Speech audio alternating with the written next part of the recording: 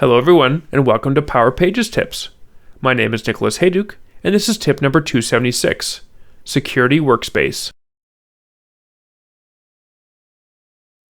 Since the introduction of the new Power Pages Design Studio, we've had 4 workspaces: Pages, Styling, Data, and Setup.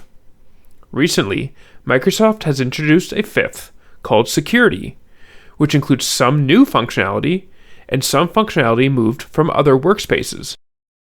The existing functionality that was moved from the Setup workspace includes table permissions, identity providers, and site visibility. The new functionality includes the ability to run a scan, configure web application firewall rules, as well as manage advanced settings like content security policy and CORS. We'll cover those in more detail in upcoming tips. You'll also see a page that allows you to view the configured web roles for the site, including viewing which pages someone with that role would have access to. This interface also provides deep links to the Power Pages Management app to create new web roles or edit existing ones.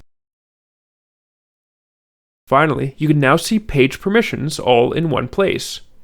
This new interface allows you to filter between public and secured pages, as well as by keyword.